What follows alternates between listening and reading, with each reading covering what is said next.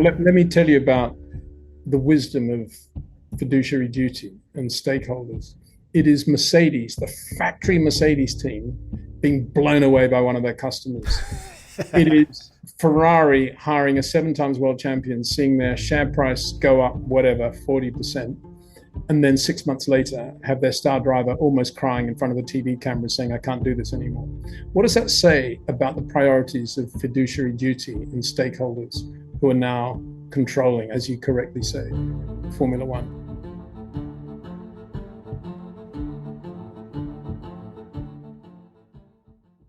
Hello and welcome to another episode of the F1 Hour with my friend and yours, the goatiest of all F1 minds to have ever goated, the one that they call Peter D. Windsor. How are you doing, good sir? I'm very well, thanks, Cameron. Very well. Yeah. How are you? I'm all right, Peter. I'm away from work today, so I'm Good. top of the morning, as they say. But there are very many F1-centric threads at which we need to pull this morning, Peter. As is customary, sir, what do you think was the biggest story to come out from this weekend's Hungarian Grand Prix even? Well, that's very subjective, isn't it? Because there were so many stories. I mean, Hungary always delivers in terms of something, doesn't it? Drama, stories, a Michael, a Nigel, whatever it is, Ocon. Um, in many ways, it was what happened in qualifying in Q3 with Charles getting the pole, and how that worked out in the race. And he was very good in the first phase of the race. He was really good, and then he just disappeared without trace. I said in my video that it looked to me as if the traction was going, and everything else went as a result. They appeared to take front wing out of the car. He lost the front end as well, which is for a guy like Charles a complete nightmare. And looking at it now, listening to some of the comments from George as well, maybe they were running so marginal on ride height early on from qualifying in that they had to do something to try to make sure they got to the finish legally, and they maybe had higher tire pressures in. Not much you can do, but I suppose that's about all you can do. But it was all bottom line. The Ferrari just went off back into the race. You know, how he went off, how the Ferrari went off that much was a big story, I think. Beyond that, I think Oscar actually saying out loud, to the world, who do I want to? Do I want to win the race, or do I want to beat Lando? I want to beat Lando. That's quite a big thing coming from Oscar. I think we've all known that for a long time, but now he's come out and said it. Whether Lando would say the same thing in reverse, I don't know. And then, of course, the other story is that had Lando did make a good start to his credit, but he got boxed in and he lost a position to George. But had Lando come out of turn one in third place, where he'd qualified, I don't think he would have won the Hungarian Grand Prix. So there's a twist for you. And the final twist, if you want it, is that on my Saturday video, I did, if you like, a fantasy grid based on the fastest lap that all the drivers had recorded during qualifying. And a lot of them went quicker in Q2 than Q3. As we know, the conditions changed. And interestingly, the fantasy grid based on the fastest laps that everybody did in qualifying were in the order Norris, Piastri, Russell. Interesting, huh? Yeah, good shout. Go on, Mr. Windsor. Let me ask you about McLaren in the first instance, because Oscar Piastri fans around the world are seething, claiming that McLaren, that Lando is the prodigal son, and for want of a better word, Zach Brown and Andrea Stella are sabotaging the efforts of Oscar Jack Piastri to win himself his very first championship of the drivers' variety. What do you make of that, Peter?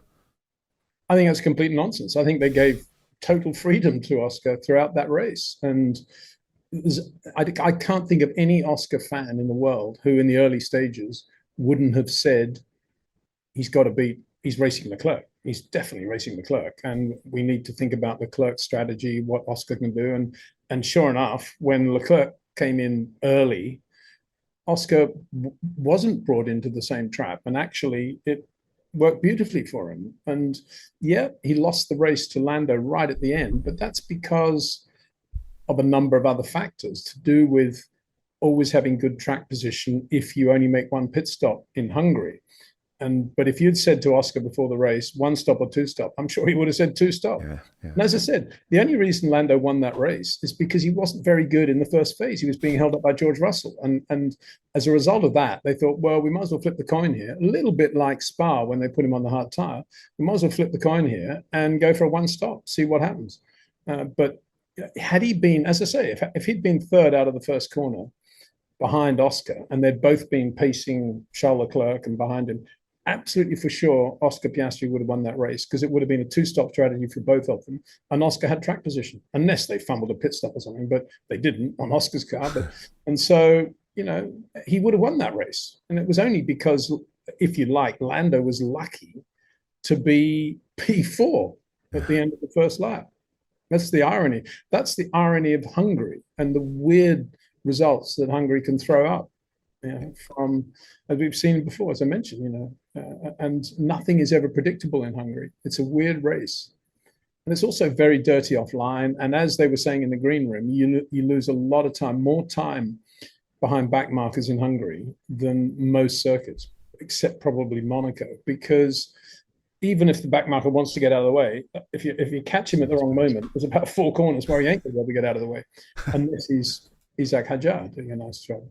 So yeah, I don't buy that at all. I mean, I think Formula One, this is what I imagine people who didn't go to the premiere of the Formula One movie, and I think it was Alonso and Stappen, so I imagine what they don't like about the new era, which is that the minute the driver that they like doesn't win, he must be being, sabotaged, perceived by the team, and there must be sabotage going on, and it's all it's all polarized rubbish, and I can't even get my head around that, so I can't really respond any more than the way I just have.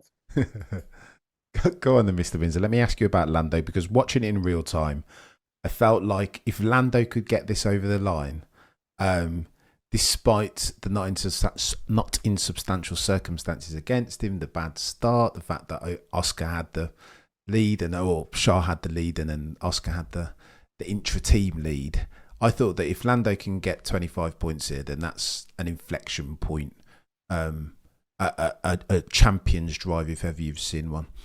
But again, after the fact, it feels like a lot of the community is saying that Lando was a merchant of fortuitous circumstance, the benefactor of that. He was at Hungary, like you said, and a dirty air one stop, a clean air one stop will always be quicker than a dirty air two stop, and that McLaren more than Lando Norris won that race. On what side of that fence do you sit, Pete?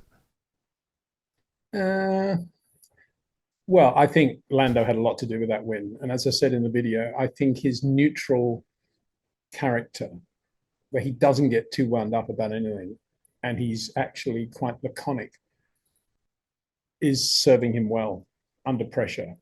And that's a really strong point. I think I was smiling earlier because how many times have we said this could be an inflection point for the championship? When you get passed by Oscar Piastri on the opening lap of the Belgian Grand Prix coming out of Eau Rouge, is that an inflection point of the championship? Lots of things still to happen in 2025. So let's not get too carried away. But Lando, for me, I've been saying most of the year that what he needs to do is blank out the other side of the garage and just focus on what he does and become just the guy that has to beat Oscar Piastri in every race. And there's no outward sign of Lando adopting that philosophy, but it struck me yesterday that I've been underestimating his intelligence, actually, and how good he is at just keeping a natural, neutral path down the middle of what he's doing. And I don't think he is getting too sidetracked by what Oscar's doing. And he's doing it in his own way. He's not doing it in a Peter Windsor way, which stop all social media. He's doing it in his own way, a 2025 Formula One driver's way. And it's very impressive to watch. And as I said yesterday, to me, the most telling moment of the race was quite early on when he was battling with George. And his race engineer got on the radio to say, having watched him through turn 2 the previous lap, when Lando was actually incredibly good through turn 2. Lovely early turn in, great power application. The engineer got on the radio straight away and said, "Oh, Oscar, we still think it's quicker to take the outside line on turn 2, a bit like the hairpin at Suzuka. There's a lot of grip there." And Lando, instead of saying, as I said yesterday, instead of saying, "Don't talk to me, I'm racing, I know what I'm doing," a sort of, Charles Leclerc type thing, or indeed saying, "Okay, copy that," or whatever, actually got into a sort of instructional dialogue with his engineer and said, "I don't really care about turn 2. It's the last 3 corners I need help with." And I thought that was incredibly good to hear. And it just shows how well balanced Lando is. So when people talk about, Lando's shortcomings here, starts whatever, and does he have the mindset? That is what they're not talking about. They're not talking about that lovely neutral brain thought that he has and the way he comes over as in general. And it's just like, wow, this is a surprise, and isn't this amazing? And it's never too over the top, and he's never too down either. And I like that about Lando, and I think that's what could actually serve him very well going into the second half of the year. He doesn't have a lot of highs and lows. He just has this lovely neutral area. Now, having said all of that, Oscar Piastri also is very, very good mentally, very strong, and doesn't throw away too many words. He doesn't speak when he doesn't have to speak. He just gets on with it. And he usually has a lovely little phrase, a little bit Australian vernacular to sum up something. If somebody pulls out in front of him in the pit lane and the queue, he just says, "Oh, that's nice," and things like that. Nothing's too hyper. His voice intonation never goes up too much. So that is the problem that Lando's got. But to his credit, Lando's not really changing anything. He's just being Lando and driving really well. And there were moments when he was just a joy to watch yesterday in terms of his rhythm and the way he was just punishing out the laps, pushing out the laps. And yep, he had moments on the gravel, and he had lockups, and he had various other things, and he's a little bit too spiky in some areas, and his corner entries are still very wide compared with, say, Charles. But he's slightly earlier than Oscar now, I'd say. I think Oscar's still slightly wider. I mean, he's got the potential to be much shorter corner driver than Lando, I think, but he's still, driving on the rear of the car. And so it's very closely matched. Peter, can I push back constructively on the Lando thing? Because I think I got a bit too enthusiastic during the race, thinking that it was a championship drive if ever I saw one. 9 points is the difference between Oscar and Lando in the championship. And I think Lando's been super lucky to be so close, not least because of Austria, turn 6, after you, Claude. Oscar refused a gilt-etched opportunity there. British Grand Prix, again, a brake check. Why? And similar story yesterday, that Lando benefited from yet another poor start. The racing gods were smiling down on him to save a dying puppy, Peter. Therefore, if I'm going between Oscar and Lando for the championship, I put all of my chips on the Oscar Piastri, like without even a shadow of a doubt. Are you similar, or do you think Lando could? No, I wouldn't put all my chips on there. I would split them 50-50 if you're allowed to do that. I think Lando, to me, Lando's had as many good moments and good wins as he has dodgy moments.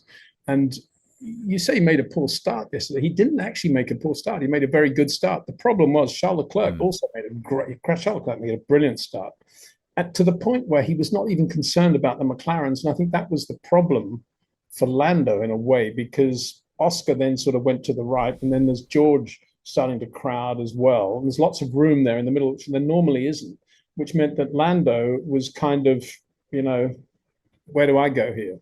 And he took the safe path down the inside, because it was on the outside. You just don't know based on what happened last year with Oscar, I'm not surprised he went down the inside. And as a result, he got boxed in. But had Charles not made such a good start and Oscar had been alongside him, I think there would have been more room, and I don't think George would have crowded him so much. So, these are all tiny details, but I don't think it's fair to say he made a bad start, another bad start. I think he was just very cautious and got away with no damage to the front wing, which is quite an achievement in turn 1 in Hungary, isn't it? Fair point, Peter. But could you...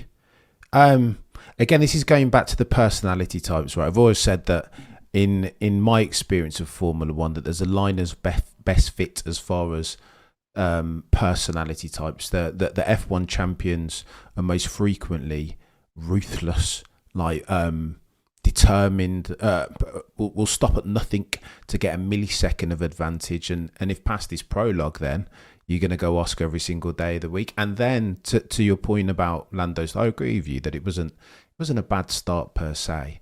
But then why would you be, I get that you don't want to take your front wing off into turn one, but why would you be so conservative?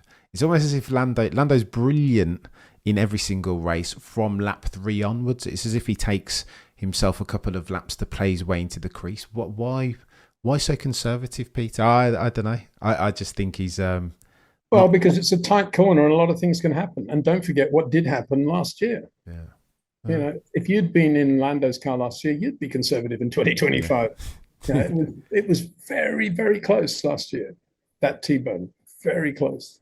And guess what? It was almost another T-bone in the race today. True. Wow. And, you know, you're talking about deserving world champions. I think both of them are deserving world champions. And whoever wins the title, it'll be a deserving title. I really do believe that. Different drivers in many different ways, different characteristics, different backgrounds, different experience, different talents. But both of them deserve to be world champion this year. Yeah, fair. And again, just to go back to the point, I think we're going into an era now where the Piastri fans not only think that Oscar's the deserving champion for 25, they think Lando's the undeserving champion. And I'm not sure it's the same the other way around. Maybe it is, but I think that's wrong, and we need to stop that, to be honest, somehow. But that needs to be not encouraged anyway. And it's unlike Australians really to be like that, if the bulk of them are Australians, because Australians in general are pretty fair. You know, they can be at a test match and want Australia to win, but if an England batsman does quite well, they'll still applaud the odd 4, the odd 6. And you've got to do that. You know, we don't want Formula One to become so ridiculously polarized that there's actual hatred out there. It's absurd. You speak of the footballification of Formula One again, Peter. I don't think we can. I think that Pandora's box has been having no interest in football whatsoever and never watching it. I can only relate to the sports that I do watch. And as I say, for me, when you look at the way the Australians applaud the opposition, to me, the Australians are always very good sportsmen. And that's how I was brought up. I was brought up in Australia, and we always respect the other side if they do well. Now, I can't speak of football. Of course, to me, that's a foreign language. Yeah, no, I think there's something to be said for the class of fan dependent upon the sport that rugby union, as an example, cricket. There's do you know what I mean? They will never boo the umpire necessarily, but football, Peter, and now F1, it's no holds barred, sadly, and it's become hence the term, the footballification of Formula One. Well, they need to be careful about that, because when I grew up in Australia, football was rugby league and soccer was soccer. And it was also rugby union, actually. So if we played football, we played rugby union or rugby league. Yeah. I don't know who ever played soccer. Nobody was interested in it. It was just like sort of minority sport. So please advise footballification of Formula One. I mean, only the biggest sport in the world these days, Peter, but by attention dollars. Go on then, Mr. Windsor. Talk to me about this Ferrari circumstance, particularly viewed through the lens of Sir Lewis Hamilton, because he said some things after qualifying. I felt I was growing more optimistic that Sir Lewis was getting his feet underneath the Ferrari table.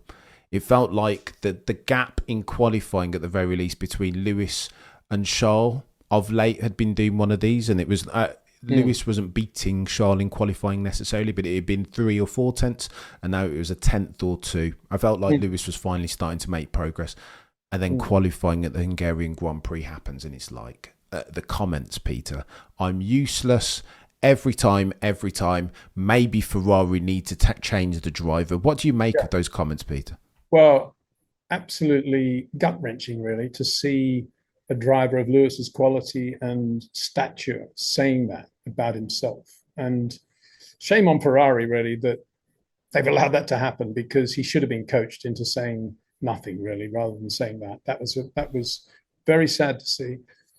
I'm still 10% wondering whether he was being sarcastic about it all, on the basis that maybe we need to see the full context of what he was saying. I know it was a fairly banal question, but we don't know the history behind Lewis and the journalists that ask him these banal questions. And So that we don't know that. And the context, I mean, he could have said, look, it's pretty obvious what happened. Oh, yeah, I'm a terrible driver. I've got to be replaced. It could be that sort of thing. I know nobody's saying that.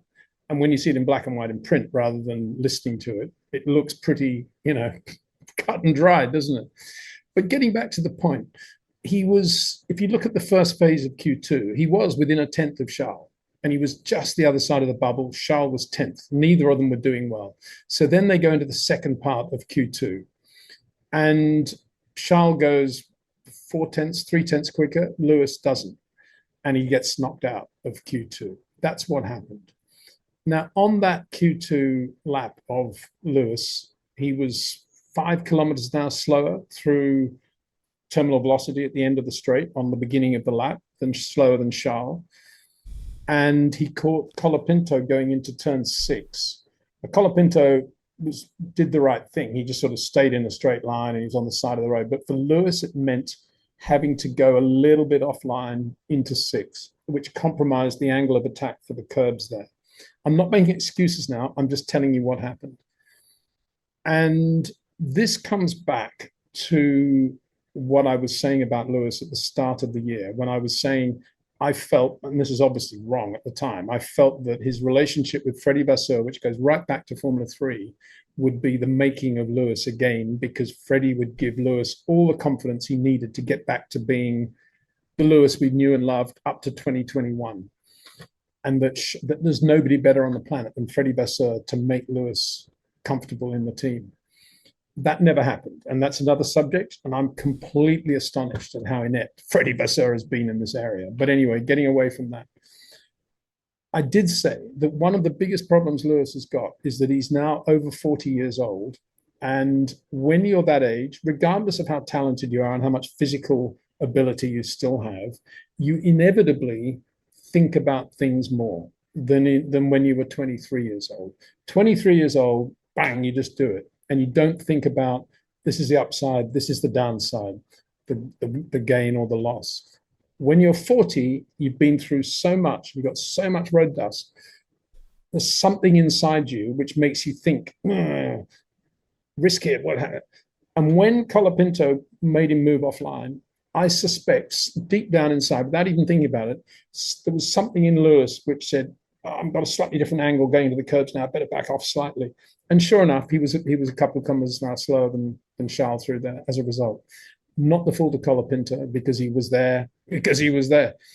And so that's what it is. It's over 40, overthinking it too much. And as I say, that to me, that's what Freddie Vasseur should have prevented happening. Otherwise, you don't hire the guy in the first place. And I assumed he would. And I assumed also he would tell Lewis not to be the brand that he's become, but to be the racing driver again, to be the Lewis Hamilton kart racer, Formula 3 racer, the guy that loves Macau, all the things that we know about Lewis. And I assume Freddie was the best guy in the world to do all that as well, because of all that history he has with him. But he hasn't. He hasn't done it. Now, you could say, well, it's not really Fred's fault because he's a 7 times champion. And how can you tell a 7 times champion how to think and how to drive and how to behave?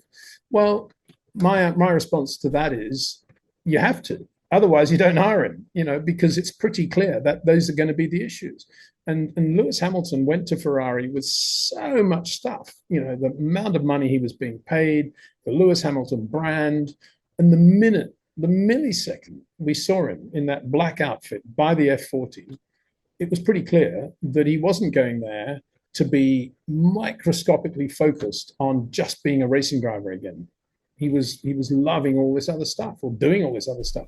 And I'm amazed that Fred allowed that to happen, because he's just a racing driver. But if you want to go back to where all this started, there are 2 names that spring to mind, Michael Massey and Toto Wolff. Oh. Absolutely, for sure. And I did say that at the time. I said, this is not something that Lewis will be able to shrug off, not only because he didn't win the championship and the way it all transpired, but all the other stuff that was going on as well. The hiring of George Russell instead of keeping Valtteri, or how bad the car was in 22. All those things added up to what is pretty clear, a major crisis in the career of Lewis Hamilton. And it all began then. The mistake Michael Massey made to restart the race when he did, and Toto Wolff not doing enough, I think, to defend the whole situation on behalf of Lewis. Toto was very much working on behalf of Mercedes. No surprise there, really. But from Lewis's perspective, that should have been four right to the end. And you know, still today, you think, how on earth did they get away with that? Just a complete breach of the sporting regulations at a critical moment that lost a guy a world championship. That's unbelievable, really. And he led the whole race. And so that took that still taking its toll even today, for sure. And if you add all the other stuff, the going to Ferrari and then getting older and then being a brand as much as he is, even more than he is a racing driver now. And I can hear a voice saying, oh, yeah, but Peter, race drivers have enormous egos. You can't tell them what to do. Well, you know, don't hire them then if they're that incapable of listening and improving and developing. It was pretty clear when they hired Lewis that he was slower than George Russell. So what did they expect? You know. Go on then, Mr. Windsor. Let me play devil's advocate here for a second. So I always remember Toto telling a story about the Singapore 2018 lap that Lewis Hamilton was jet setting and going all over the world that weekend, that he turned up late to the Grand Prix because he was doing deals and sponsorship and all of that other stuff. And Toto tells that story through the lens of you always have, to get the best out of Lewis, you've got to unshackle him, right? Yeah, you've got to give him the freedom to go and do whatever he wants to do and turn up to the Met Gala, because getting a free Lewis, a bandwidth, a Lewis that's indulging his extracurricular activities, is to get an optimized fast Lewis on a race weekend. How then, Peter, if past this prologue, how can we expect Frederic Vasseur now to unwind that? Because Lewis has been sufficiently naturally talented as far as the gap between him and the rest, to where the Met Gala and all that other stuff never really mattered up until this point. So how can we expect Frederic Vasseur to say, listen, all that was brilliant when you were 35 or 25, Lewis, but now we're expecting you to dial it back ever so slightly. Indeed, I think the opposite, Peter. I reckon Scuderia Ferrari, trying to be a luxury brand, no longer a sports brand, bought into Sir Lewis Hamilton PLC and kind of wanted. That's half the reason why they signed him, in as much as the performance. So is it unreasonable, therefore, of Lewis Hamilton fans to expect the performance to continue in conjunction with all of the Sir Lewis Hamilton PLC? Can those two things exist in the same space, Peter? Well, in response to the first part of what you were saying, Cameron, about Singapore and 2018, of course, Lewis was a very different driver then. He was super quick and capable of winning at any moment of the weekend. You knew he was a potential Grand Prix winner. And yes, you could say for sure, if he had been a little bit more focused, he would have perhaps got even more out of Mercedes that weekend, or indeed other weekends. And to that point, Nico Rosberg beat him in the same car, so we all know that. But the difference between that time and this was that Lewis was super quick and on the pace. And if he was really focused, yeah, he was devastating. Today, it's not the same, is it? Because he joined Ferrari, having basically been blown away by George Russell in a bad car. And he joined Ferrari with something to prove again, as distinct from being the Lewis Hamilton that was around in 2018. And whilst you say, in the way you've made up the quotes of how Fred Vasseur would potentially talk to Lewis Hamilton, of course you would never say, Lewis, it's time to button down and do this and don't do that and focus on that. You don't make it simplistic like that. You say, Lewis, you're here as a brand ambassador for Ferrari. That's great. Let's go through your schedule of what you've actually got to do for these sponsors and how we're going to handle that. B, I want to know how I can get the best from you as a racing driver if I want to have you back to where we were in the Formula 3 days. I want that Lewis Hamilton. And I want you to tell me what you need to do that. We'll lay on mega kart for you, 5 different kart guys you can go and beat every day here at Fiorano, whether it's coming to have lunch with the boys every day or whether it's you want to be at Monte Carlo. Don't worry, we can make it all work. But I want you to be the guy that raced with us. That's what I want. And I wonder whether that happened. And then beyond that, I can tell you now, Charles Leclerc is very, very quick and turns in even earlier than you do. And I've been watching you for the last 3 or 4 years at Mercedes. I know it's because of the tire issue. I know it's because it's a bad car. I know it's because of the bouncing. But you have got in the habit now of turning in quite late and breaking in a straight line. I want to see the Lewis we had in Formula 3. And I'll do whatever it takes for you to get back to that. But I don't want you to think you're going to get in the car and blow Charles away, because he is as good as it gets these days. And you've got to raise your game technically there. And we need to look at ways of doing that. Maybe you can do it on the simulator, but I don't think we can. And you know the reasons why, Lewis. But I think it can still be done. That's why we've hired you, because we believe you can do it. But it's going to require a massive amount of hard work on your technique to get back to where you were in 21. That's the conversation I imagine he would have had with Lewis last December. You see, there's a difference between saying that and button down and stop all the extracurricular activity, being like a schoolmaster. You don't do that. You're working with the driver. Instead of which, it's now pretty clear. They all thought, whoa, Lewis Hamilton, he's even bigger than Ferrari. He's massive, massive money, massive brand, share prices quadrupled, whatever it did. The great Lewis Hamilton, 7 times world champion. We'll let him do whatever he wants. And now look, all the things that obviously had to be addressed and a top team principal doing his job would have addressed, weren't addressed. And that's where we're at. And that's why Lewis now is completely lost. He doesn't know if he's coming or going. And he doesn't understand he still probably doesn't understand how Charles is so quick. He probably talks about turn in or set up or this or that. It's nothing to do with that. It's very simple. He's driving the way Lewis used to drive. Wow. Nothing more, nothing less.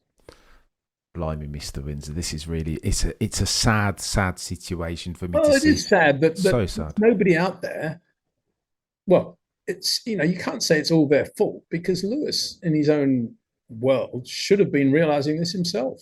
He should have been thinking, I do think about things a bit too much, because I've had so many bad moments in that ridiculous Mercedes. I've got to stop. I've got to be much purer as a driver, and I've got to be much more instinctive than I am at the moment. And I'm going to have to work on that. Lewis could have said that to himself. I don't know whether he has or he hasn't, but it doesn't look as if he has, because otherwise I think he would have got into Q3 in Hungary.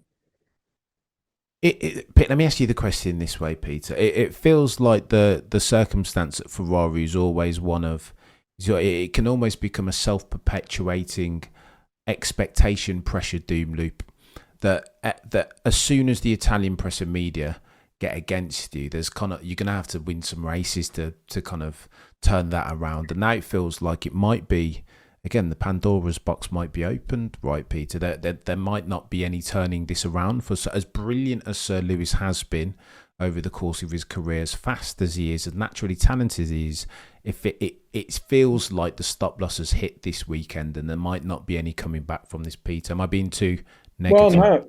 I don't think you are. I think, if it's got to the point now where Lewis is almost in tears saying, I'm not delivering, they should get another driver. If it's got to that point, obviously then we all have to consider that over the August break, he's going to try and get out of some contracts, and maybe they're going to get, I don't know. I mean, it's interesting to think what they would do. Let's just talk about that, because wouldn't it be lovely if they said, right, we'll get Carlos Sainz back again, all is forgiven, Charles and Carlos back, we'll get Colapinto in at Williams, and Jack Doohan can drive the Alpine. Wouldn't that be good? Get back exactly what I said should have happened last winter if they got back to that. Of course, that's much too complicated for the brains of most team principals, so that won't. And I suppose then, I don't know, wouldn't it be really cool if they put Ollie Bearman in the car? Okay, so now you're talking my language, Peter. I think that would be really good, and I think he's driven beautifully, and yeah, I'd love to see him in that car. So I think if you're tossing a coin between Carlos Sainz, given his performance season today, and Ollie Bearman, I think Scuderia Ferrari would go Ollie every single day of the week over. More, and that's because Carlos quite plainly made the wrong decision. Didn't watch our shows at all. Decided to go to Williams instead of Sauber. Imagine if he had finished whatever it was, 6th in Hungary in that Sauber. How Ferrari would be all over him now, thinking, oh yeah, got to get him back, replace Lewis. But because he made the absurd decision to go to Williams, as I said at the time, are people talking about Carlos anymore? It's very sad to hear you say, oh, he hasn't delivered. Well, that was inevitable at Williams, in my opinion, for Carlos. I don't know what he was thinking, signing to go there. And had he been at Sauber, he would have benefited from all the Jonathan Wheatley stuff and would have done a great job, probably. But having said that, we've got Gabriel Bortoleto, who's superb. So I'm glad, in a way, it did work out, because otherwise you wouldn't see how good Gabriel is, and that's great. But yeah, Oliver Bearman would be a very good guy, I think, alongside Charles. And yeah, wouldn't that be great if that happened? I think it's only a matter of time now, Peter. The next Ferrari driver not named Lewis or Charles will be Ollie Bearman. I think you can almost take that one to the bank now, and I think that's the right decision for them. Whenever that happens, whenever Lewis chooses to call it quits and go and sail off into the sunset, I think he'll be replaced by Ollie. Yeah, I mean, when Lewis decides to call it quits, it's simple words, but of course, I imagine it's very complicated, because bear in mind the share price, whatever it did, went up 40%. Presumably, if he now retires, it'll go down 40%, will it? And that's how absurd the money markets are. Yeah. And also on top of that, lots of other contracts, sponsorship contracts. And then what a sad end to whole Lewis. What do we remember him as? The great Mercedes driver, the great McLaren driver, or the great Ferrari driver? In terms of the brands with which he's associated. And what is his future brand? Is it Ferrari? Is it going back to Mercedes? I don't know. It's a complete mess. As I said at the time, the whole thing was completely wrong. And I said this many times to you, Cameron. It was the wrong move at the wrong time. There's no way Ferrari needed Lewis Hamilton, and he was going to get beaten by Charles Leclerc. And it was pretty clear, I think, that was the future. I don't know what they were thinking, and they had to compromise their efforts to get Adrian Newey in order to get Lewis, and they had their priorities completely wrong. Mr. Windsor, you touch on Lewis's legacy, and I think this is going to be the conversation over the course of the next year, the remaining races in 2025, because a lot of the Lewis Hamilton naysayers, well, this is almost ammunition for them. So the argument's always been that when Sir Lewis has had his Weetabix, that there's not too many F1 drivers in history you could beat that dude in a qualifying session or a race, like prime time Lewis, when he was dialed in, when he didn't have the issues with Nicole Scherzinger and wasn't being a superstar, when he was locked in, that even Ayrton or Nigel or now, and there's everyone who's ever got behind the steering wheel of an F1 car would struggle with that version of Sir Lewis. On the other side of the fence, people have said about Sir Lewis that he benefited from having weak teammates, that he was a fast car merchant, and as soon as he got in a car with a fire-breathing dragon on the other side of the garage, aka a George Russell or a Charles Leclerc, that he was always going to struggle, or a Nico or a Jensen, that he was always going to struggle. Is it fair, Peter, then, that we reappraise for the peaks of Sir Lewis Hamilton's greatness over the course of his career with 25 and 24 and 23 in mind, or is that hallowed territory that we shouldn't touch, that he was so good once upon a time that we shouldn't reappraise for his peaks because of his most recent lows? I don't know. I mean, how people appraise drivers is very personal. I can't really speak for other opinions. I can only express my own, which is, and I've said this since 2007, Lewis Hamilton is one of the best short corner drivers I've ever seen. And I put him right up there in the current era with Max and Charles in that area. And in terms of technique, I'd say he was as good as Nigel Mansell and Carlos Reutemann. And I think he benefited a lot from being in great cars for many years. But he maximized those cars, did a very good job. He had his failings, like all human beings, like all racing drivers, and they showed up particularly against Nico Rosberg. He wasn't always perfect, but he got better. He was very self-critical, and that's one of the reasons he continued to improve. But I think there was a cataclysmic change at Abu Dhabi 21 when a lot of the things around him were things out of his control. They were not in his control, not things that you could look at and say, I didn't do this very well, I'm going to have to do a better job there. None of them were. They were controlled by other people. And that had, I think, a big effect on Lewis. How can I say it? I can't think of any driver in the history of the sport, and I did say this in 2021, who has had to undergo that sort of disappointment. You could say, Jim Clark, 64 World Championship, leading on the last lap, whatever it was in Mexico, and the oil pressure goes and the title goes to John Surtees. You could say Nigel Mansell, Adelaide, 86. But this was a different thing because it wasn't a racing thing. It was an absurd sporting decision thing based on crazy politics. And then a lack of follow through in terms of getting a proper result from all that. And then a bad car and a super quick teammate who was always going to do more in a bad car than a 7 times world champion who has been there, done that, and doesn't really want to put it on the line until the car's good again. I mean, there's no magic there. He's not the first guy to be in that position. And, the fire-breathing teammate, fair enough. But, yeah, I think it would have been a different 2 or 3 years at Mercedes had Valtteri stayed.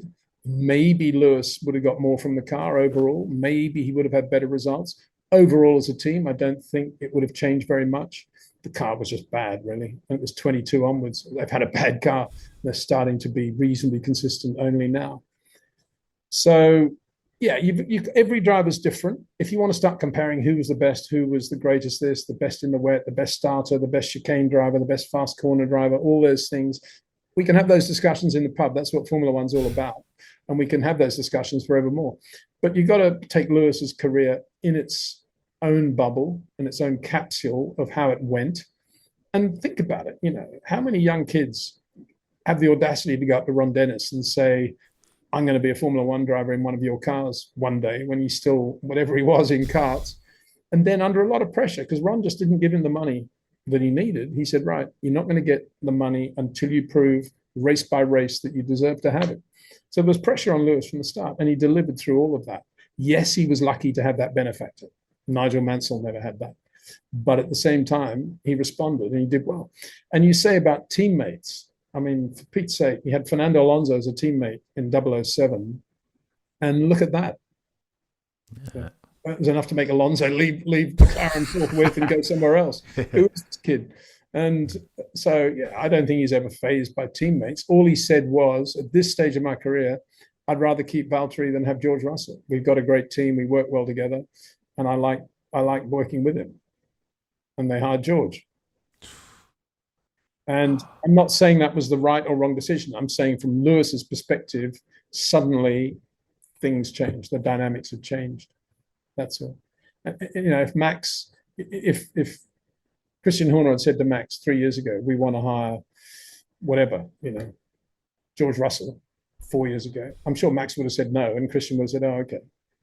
But Toto didn't. And that's the difference. Wow. And now, Peter, he's been referred to in Italian media as, quote, a master of communication who now struggles to find words, alternating between disheartening statements and hollow cliches. Lewis looks like a schoolboy reluctantly dragged out from behind the chalkboard, desperately in need of a trip to anywhere without corners, curbs, or people dressed in red. Blimey, Peter, they go hard, don't they? That's who wrote that? That's Corriere dello Sport. Yeah. Or della Sera, sorry. Yeah, but what were they expecting? Where were all these people in December saying what should have been said, which is it's going to be fascinating to watch Lewis give up all that rubbish and be at Fiorano every day? Or why wasn't he at the Cavallino yesterday having lunch with the mechanics? Or where were all these people then? They just take it for granted that this guy was going to come in and blow everybody away, as they did when Sebastian Vettel joined. Exactly the same mistake. And you would have thought that Ferrari would have learned after the whole Vettel debacle that a 4 times world champion isn't necessarily going to win another 4 world championships just because it's called a Ferrari. Things have to change and drivers have to improve. And Vettel didn't improve. He stayed exactly as he was. And Lewis hasn't improved. In fact, he's probably gone backwards because there's more money and more time has passed. So he's even more famous globally, and we've had more Netflix and more movie and all this, and he's even bigger than he was. So that all that stuff he's got on his shoulder is even more weighty now than it was 3 years ago. Yeah. And, the Italian press, I don't remember many of them defending the sacking or attacking the sacking of Carlos Sainz. Where were they when they needed to be saying, we want Adrian Newey, we want to keep Carlos Sainz? Where was Correa del Sport then? Nowhere. Exactly. And that's the problem. That is the problem. That's what Ferrari should have been focused on and aren't and weren't. Monday morning quarterbacks, one and all. Peter, Oh, not us, them. yeah, absolutely. Do I think you've just alluded to it more concisely and succinctly than I ever could. Don't Ferrari need to take some culpability in this? Isn't the thing about Lewis that you give him a car and he'll put it on pole and lights the flag victory? If you don't give him a car, then you lose 20-30% of the best driver, one of the best drivers to have ever done it. Yeah, as I say, they needed Adrian Newey. They needed a good car, race in, race out. They needed a much better car than they even have now. And that's the problem. They didn't focus on that. They focused instead, presumably Freddie Vasseur's decision, on getting Lewis, pushed by John Alcon. And that is, I keep saying, that's the problem. And they got all their priorities wrong. And they didn't need Lewis Hamilton. Maybe they needed him for the share price boost. I don't know. But, there are easier ways of doing that, are there not? Than putting a driver in the car it's actually not going to deliver. And so it goes on. As I keep saying, there are technical flaws in Lewis's driving relative to where he was prior to 21. And on top of that, he's got more baggage than any racing driver in the history of the sport on his shoulders. Now, did Freddie Vasseur sit Lewis down and help him deal with these two issues the way he should have done as a team principal? Did he even know that he had technical flaws in his driving? That's the question. I often wonder that. You hear, I'm not going to name who it was. It was a team principal talking at the weekend about one of his drivers saying, "Oh yeah, I'm showing him how to get on the right racing line." I'm thinking it's nothing to do with lines. I mean, have these guys not been watching or paying attention? A guy the quality of Max Verstappen can go around the circuit on 3 different racing lines and be within a tenth of each lap on 3 different lines, purely because the lap is all about balancing the dynamic weight. It's not about racing lines. I don't know how many times it has to be repeated. And yet a lot of team principals and influential people in the pit lane still think it's about line. And we see that with the graphics when they're showing Charles and George and the different, lines through the chicane, not taking into account all the other dynamic weights that are going on in the cars. It's all about line, turn in here, apex there. It's pathetic, really, that this side of the sport hasn't grown and educated itself. I think they're waiting on you, Mr. Windsor, for you to lead the charge and educate them. I'm just a beginner. I try to learn every day, and I try to learn from drivers I've known, people I know, Rob Wilson, obviously, and many others of similar ilk, and try to learn and be self-critical of my own observations as well. And I just presume that's what's going on down the pit lane, but I don't think it is. It seems to be getting worse. They just assume that if they plug Lewis Hamilton into a car, because he's won 7 world championships, he must be perfect as a driver. That's complete nonsense. It doesn't work that way, does it? And there's one point that Correa del Sport got right. They said Lewis is looking, well, I hope they've got right. He's looking like a schoolboy, because I can't think of anything better for Lewis than going back to being how he was as a schoolboy in reality. Bravo. No money around, very hungry, and completely stripped of all that rubbish around him, just a purely athletic guy that wants to be a racing driver. That's what I wish Lewis could be, that person now. It's interesting in life, isn't it? It's almost impossible for poor people to become rich, but it's even more difficult for rich people to become poor, in the true sense of the word. It's the paradox, the dichotomy with which we operate, within which we operate. Peter, let me ask you about Maximilian Verstappen, since you mentioned him. Again, I felt a lot of Max Verstappen naysayers took this opportunity to hurl stones at Max. He's a fast car merchant. Now that Adrian Newey's gone, he can't drive the car. The inertia valve doesn't allow him to turn in. And now Max Verstappen all of a sudden becomes an average, also-ran type of driver. To that, Mr. Windsor, you say what? I thought his performance in Hungary was 100% professional. I'm amazed that he actually got the car to the finish. I thought he was going to, get involved in some sort of first corner scrap and be on the first helicopter out of there. But no, he was totally professional. As much as that race would have been unbelievably boring and annoying for him, I thought he drove beautifully. I mean, how many people did he pass in the first 6 laps of the race, about 4, I think. Then you got Lewis going through the quick kink. And so any other driver that actually pulled off a pass in Hungary that wasn't in DRS condition? Don't think so. And Max had at least 4 passes, none of them with the help of DRS. Unbelievable. I mean, anybody not seeing that's got their eyes shut, because he was just amazing. Of course, lap 5, he's behind Bortoleto. The front tires went off the cliff, and that was that. That was it for the day. But we saw how good Max is just on that. And also, look at the difference between him and Tsunoda. I mean, Tsunoda's not that slow. He's not bad. I mean, on a quick lap, he's probably as quick as, I don't know, Perez probably, and who other? Let's think of another one. He's probably Nico Hulkenbergish, I would think. And Max is just blowing him away like you wouldn't believe. So there's your yardstick. I mean, if he was getting beaten by Yuki and he was scratching to be more than a tenth ahead of him, I think you could possibly say Max has completely lost interest. The car's hopeless. He's not trying, but he's out there on the absolute limit all the time. I thought he drove beautifully. It was a joy to watch him as well around that circuit. And as I often said, I love watching great drivers in bad cars, in bad situations, because that's when you really see their true colours. A, how well they drive, and B, how their character is. And I thought Max came out of that absolutely 100%. And if we're going to play devil's advocate, Peter, he hasn't been bad this season. Today, outperforming the ostensibly quicker MCL39 at the British Grand Prix in quali, same thing Suzuka, similar thing Saudi Arabia. I mean, if we want to ignore those, then maybe we can have the Max Verstappen is an average driver conversation. But if you're paying attention to the most recent past, then how can you discount those? Japanese Grand Prix, please advise. Yeah. On the planet. No further questions, Your Honour. Yeah, go on then, Peter. What happens next at Red Bull, though? Because I'm reading this morning that there's a lot of personnel potentially leaving that they had written within their good God tier personnel at Red Bull, Milton Keynes, that they had written within their contract almost a Helmut Marko-esque clause that if Christian Horner leaves, that they too can null and void their contract. What happens next with Red Bull? Because I mean, Max is committed to 2026, but shortly thereafter, I mean, if he chooses to go to pastures anew, can we even call that team Red Bull? It's complete. It wouldn't even.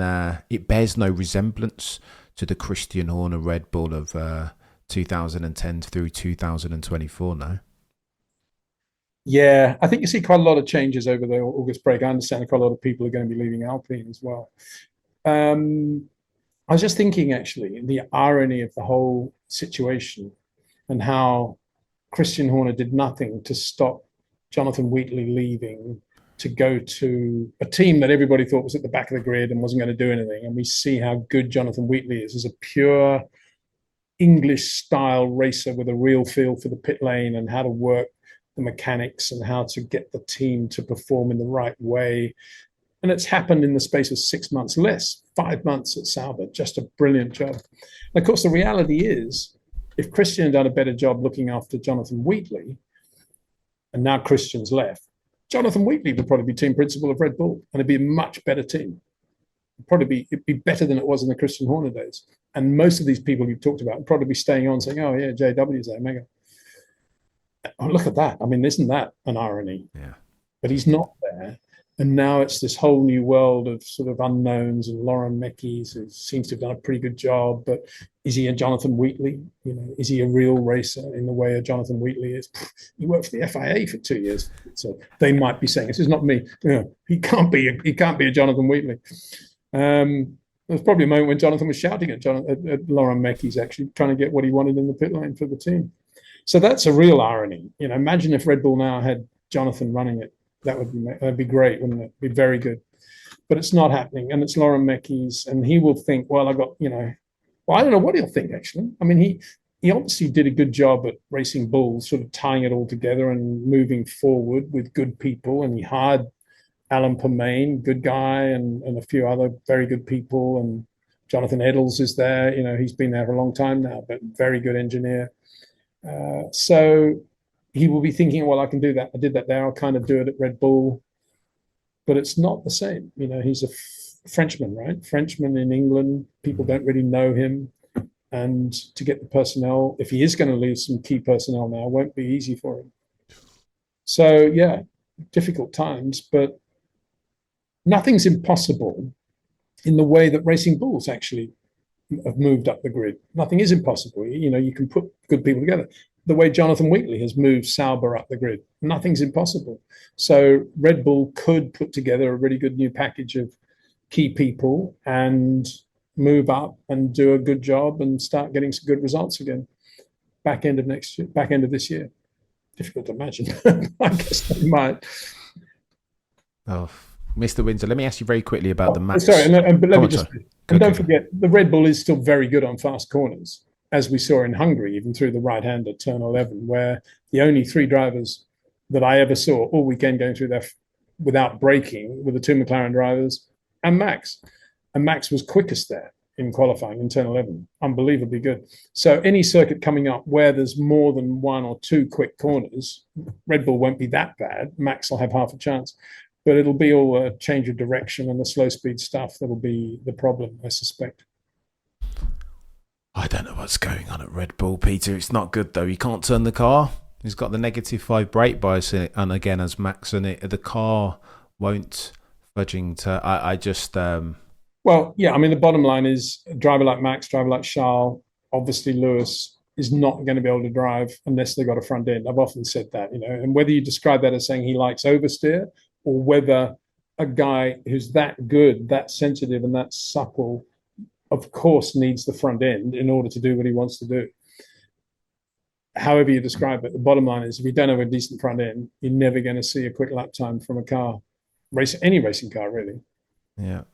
Oh, Peter, it's chaos. Who knows which way? I've just seen a headline where Lewis has said, hopefully I will be back after the summer break. Unbelievable that we're even having this conversation. Do you think, let me ask you this as the final question, Peter.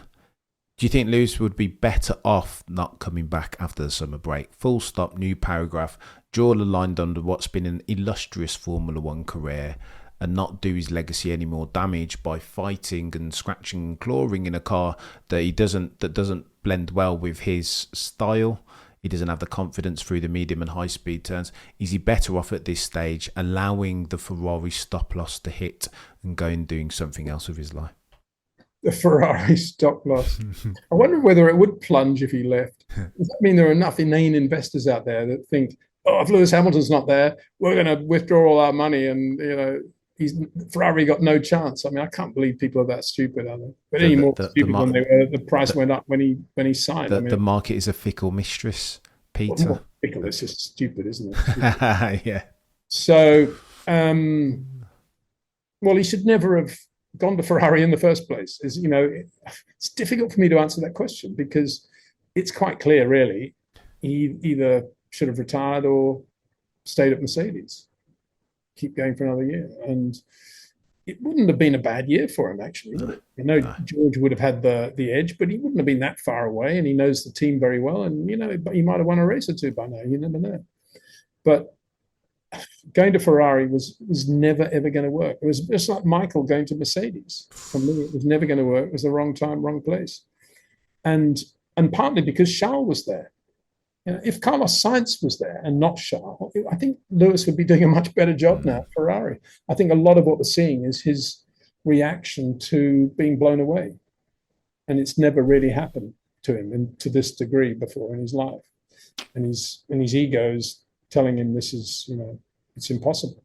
So, it's all very well for Lewis to say, hopefully I'll still be there, which implies, of course, there's a chance he won't be. But if he is there, it's not going to be just, I've got to have the right mindset now. I've got to go out and beat Charles and be quick. It's work on his technique, which he obviously hasn't done enough of. It's strip himself of all that weight on his shoulders. He just doesn't need to be a brand. He needs to be Lewis Hamilton. And I've got to think about the reality of being 40 years of age. And I've got to stop this thing about weighing the profit and loss, the win or lose. I've got to think about just going for it. I've got to be much more reactive than I was. Those are 3 things. And I'm not sure in the space of 3 weeks, in the so-called August break, that he's going to be able to get on top of those. There are huge things that Freddie Vasseur should have enforced him to get on top of last winter when there was time. 42 points is now the gap between Charles and Lewis in the championship. Forget that. I mean, that's just not even worth talking about, is it? I mean, having said that, Lewis did win a race. It's not as if he's incapable of driving well. And he did a very good job in that race in Shanghai. He did a good job in qualifying for the sprint race. And he drove well. We know it's there somewhere, but he's got to get rid of all that other crud, and he's got to really improve his technique. He's really got to start getting early into corners. And he started to do that at Silverstone. I thought he looked very good in Hungary, actually. But that wasn't the problem in Hungary in Q2. The problem in Hungary was the commitment going into 6-7 with the curbs, I think. I mean, if you look at what Charles was doing in Q3 through 6 and 7, crazy on the curbs there, the commitment was unbelievable compared to the two McLaren drivers, let alone to what Lewis had been doing in the first race of Q2. And it wasn't just curbs. Obviously, it's the way you hit the curb, the way you land, everything about the way you use curbs. George Russell uses curbs really well too. The car, even though he's got a wheel in the air, the car is still square to the road, if you see what I mean. Yeah. Whereas I think Lewis was just like, well, I'm slightly offline here, and just backed off. Oh. That's the problem. As he did, Peter, with Max Verstappen on track. That really concerned me, the fact that Max... It wasn't even an overtake, was it? It was just like Lewis just was spooked almost. And Lewis looking slow and cumbersome, and nothing looked sharp, did it? It was like, oh, what's he doing there? And turned the steering wheel and he's off the road. It was like, he was spooked. That would be if you were given an invitational race to drive for Ferrari. That's probably what you would have done at that moment. It wasn't a great look for Lewis at all, and the fact that he even got the stewards I found bizarre. And then if you look at the report, it's like no complaint at all from Lewis. It's like, oh yeah, so he didn't go. And I ran wide. It was all my fault. He didn't go to the stewards. They were both meant to rock up. The representative of car 44 said this or whatever. For Max, it was great, wasn't it? Crazy. Quick shout out to King George Russell. Yeah. Peter, how for the longest time it sounded like Toto didn't want to give him a contract because he was so keen to get the signature of Max. Now all of a sudden it feels like George Russell has all of the bargaining chips because the car doesn't look fantastic. George says all of a sudden that he doesn't want the 1+1 deal that he didn't sign previously. Now he's very keen to sign because he doesn't know whether Mercedes are going to have the advantage in 2026. Yeah. What do you think of George? Should he sign with Mercedes a long-term deal, or do you think he's right to leverage a bit of flexibility, potentially go to Aston Martin or whoever else is the quickest next year? No, I think he should definitely build in flexibility. And I think because Toto wasted time talking to Max and not to George, he should quadruple the amount of money he was going to be asking for from Toto. Take Mercedes to the cleaners on a retainer now. That's what he should do because he deserves it. He drove beautifully. He's not a short corner, super soft driver in terms of edges. He's spiky in a couple of areas, but he's so good. He's got this Fernando Alonso ability just to have the car square to the road, just doing what it should be doing, just sheer grunt. Really good. I mean, if you compare him with Lando's finesse point is that he's very good sometimes at not being on throttle or brakes, just letting the car settle. I mean, that's a complete anathema to George Russell. He would never be in a situation where he wasn't either braking or accelerating. He would never, ever be floating like that, like Lando. Two different styles, and they both have their great qualities, I think. The one thing I'd say about George is that I think he's a little bit over the top sometimes with his frenetic stuff on the radio about other drivers and penalty this and he's weaving here and all that stuff. It's a bit. I think he would be a better driver actually if he quietened down a bit there and just didn't say as much. We know he's an intelligent guy. We know he's going to be the first to report the spots of rain on the visor. That's okay, but he doesn't really need to be worried about that stuff. It was very obvious that Charles was doing what he was doing because he was unbelievably annoyed, and he was basically doing it to annoy everybody in the Ferrari garage for giving him such a bad car in the second half of the race. And he was doing this to George because he was just saying, I don't really care what happens now. This is ridiculous. And that was very clear to everybody. And it was pretty clear he was going to get some sort of penalty. Not that it mattered because he had a massive margin over Alonso. But George had to go on and on and on about it. Get on with your own race, George. You got past the guy. Don't worry about it. And I think that's an area where I think he needs to quieten down a little bit. Maybe even become a little bit Lando-esque would be good. But as a racing driver, wow, he's so good. He really is good. And I just hope whatever the number was, I hope it's 4 times greater now because of that ridiculous discussion they were having with Max. He deserves it. He deserves it, does George. Fair play to him. Not a bad job. Absolutely. And Mercedes shouldn't have unsettled George by having all that so-called discussion with Max. I mean, it's not a great way to treat your star driver who's done a really good job for Mercedes over the last 2 or 3 years. Not the Watts though necessarily, Peter. I can't criticize Toto for pursuing Max, but maybe I can. He's got George Russell. What does he need Max for? He's got George Russell. It's like Ferrari. His solution is not to have Max. His solution is to have a better car. He failed to get Adrian Newey, and now he needs to focus on having a better car for George Russell. There's no good car in the world with which George Russell wouldn't win a world championship. Got him. Max would be better in a couple of areas here or there, but that isn't what it's all about. It's all about the car. And you've got George Russell, you give him a good car, he's going to win a world championship for you.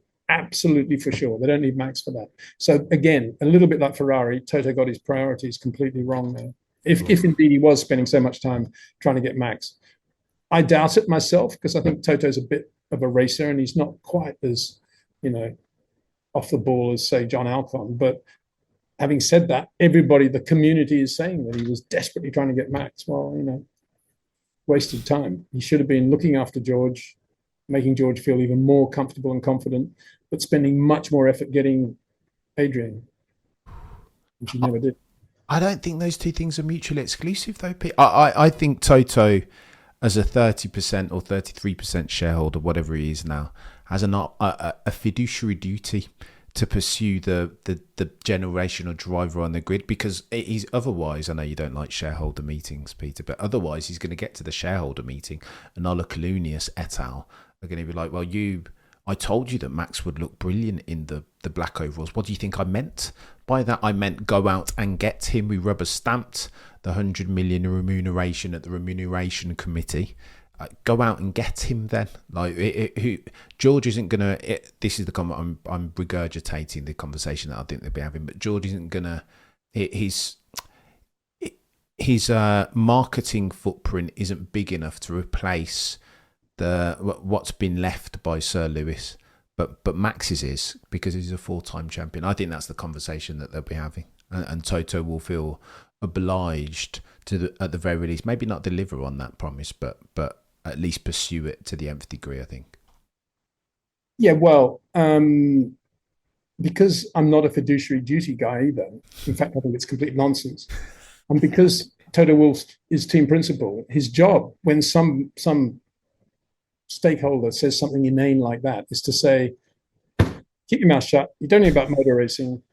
If George Russell wins 3 world championships in a row in an Adrian Newey car, believe me, his global footprint will be much bigger than Max Verstappen. Now, next on the agenda, please. All you need to say. And if you don't believe me, I'm out of here. That's how team principals should operate when they've got this absurd fiduciary duty thing that they're supposed to be aware of.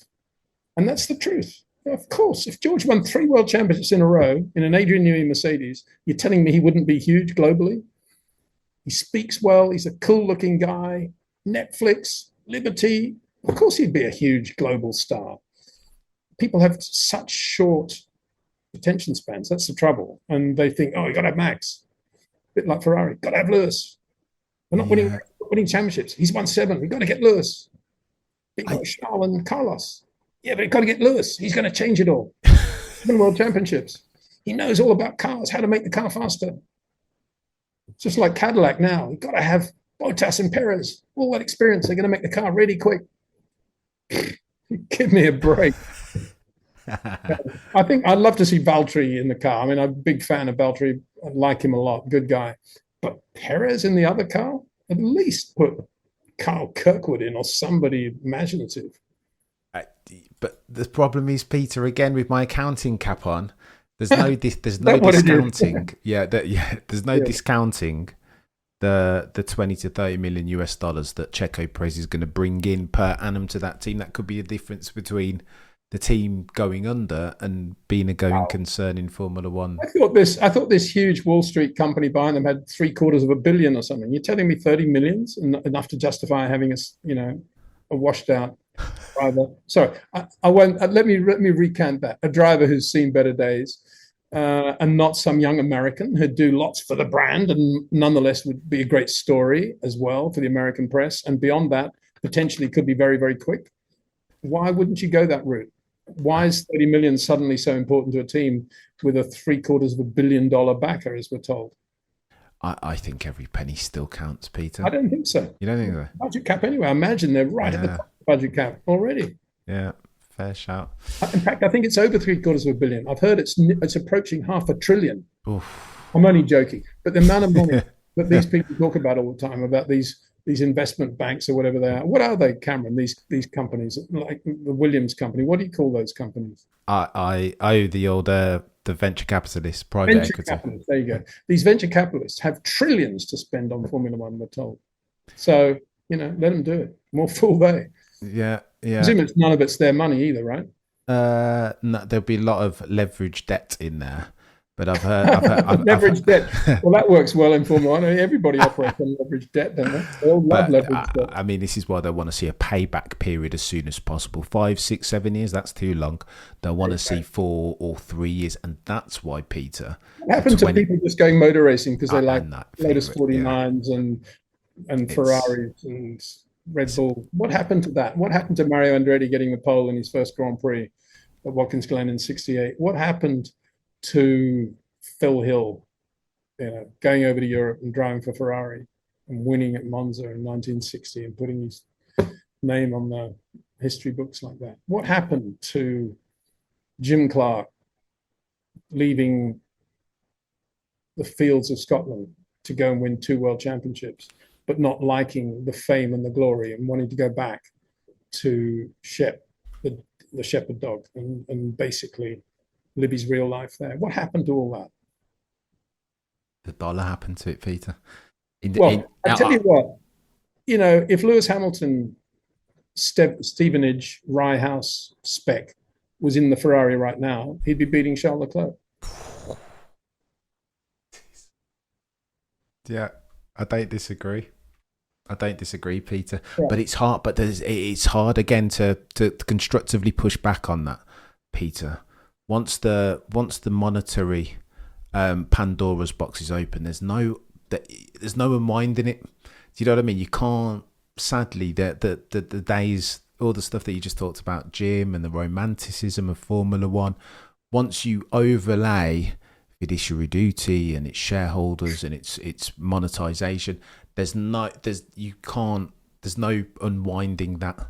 Once it's out the box, it's okay. That's it. It's gone. Cameron, I absolutely, totally respect your resilience, because I push and push and push you eventually to say, you're right, Peter. There's too much money in Formula One, and the money has ruined everything. But you're never going to say that, are you? I don't know. I think you're right, Peter. No. I think you're right. But sadly, it's almost an exercise in fear.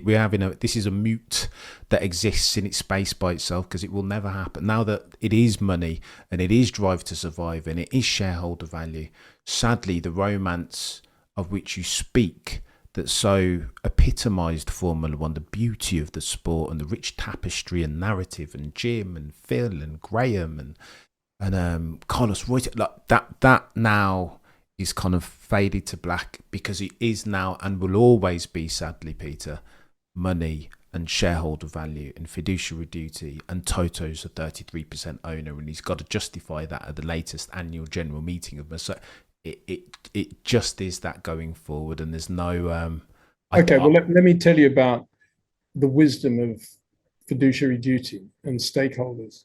It is Mercedes, the factory Mercedes team, being blown away by one of their customers. It is Ferrari hiring a 7 times world champion, seeing their share price go up, 40%, and then 6 months later have their star driver almost crying in front of the TV camera saying, I can't do this anymore. What does that say about the priorities of fiduciary duty and stakeholders who are now controlling, as you correctly say, Formula One? What does that say about their judgment? What does that say about their understanding of the sport and what it actually takes to win? It says that their strategic objectives don't always align perfectly with their like a press release now. Yeah, the managerial one. I think the point that you make is a good one, Peter, that to put money at the top of the mountain hill, front and center, that's your North Star as far as your decision making, won't necessarily drip feed down to good decisions on the track or championships and other drivers and constructors variety, but that is the dichotomy of F1, sadly. It's an even more simple point than that, Cameron. It is when money takes over, the quality of the people making the decisions drops dramatically, almost exponentially. The more money that's in the sport, the worse the quality of the people making the critical decisions. That is the problem. Toto Wolff's no idiot. He's a racing driver. He was a racing driver. He understands racing. And yet, look at some of the decision making at Mercedes, as we've just described it, and you think, what was he doing? Fiduciary duty. Yeah.